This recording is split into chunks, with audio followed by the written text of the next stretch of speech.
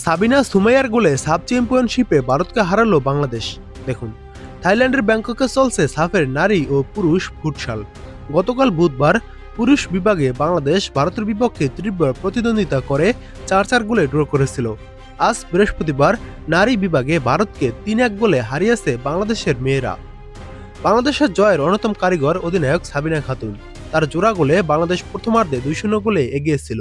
দুটি গোলের যোগানদাতায় ছিলেন কৃষ্ণা রানী সরকার। ফুটসালে আক্রমণ ও রক্ষণ একসঙ্গে সামলাতে হয়। সাবিনার গোলের পাশাপাশি রক্ষণও সামলেছেন। ধারাভাষ্যকার ম্যাচের ধারাভাষ্যর চেয়ে সাবিনার ক্যারিয়ার ও ফুটবলার হিসেবে গুণাগুণের বেশি বিবরণ দিয়েছেন। দ্বিতীয়ার্ধে ভারত খেলায় ফেরার সর্বোত্তক চেষ্টা করেছে। কয়েকটি ভালো সেভ দিয়েছেন বাংলাদেশের গোলরক্ষক জিলি। ভারত গোল করে খেলায় ফিরতে না পারলেও বাংলাদেশ আরেকটি গোল করে। সুমাইয়া মাতসুসিমা কাউন্টার অ্যাটাক থেকে গোল করে লিড 3-0 করেন। ভারত কয়েক মিনিট পর এক গোল করলেও হার নিয়ে মাঠ ছাড়তে হয় তাদের। 2018 সালে এই থাইল্যান্ডেই এশিয়ান ফুটসালের বাছাই খেলেছিল বাংলাদেশ নারী দল।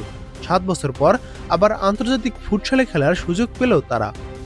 সাবিনা, কৃষ্ণা, মাসুরা ও সুমাইয়াকে জাতীয় দলে ডাকেন নাই ব্রিটিশ কোচ পিটার বাটলার।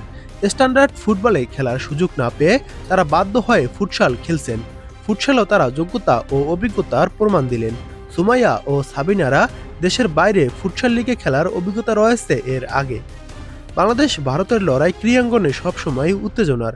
সাম্প্রতিক সময়ে মোস্তাফিজ ইস্যুর পর বাংলাদেশ ভারতে গিয়ে ক্রিকেট বিশ্বকাপ খেলবে না বলে অবস্থান নিয়েছে।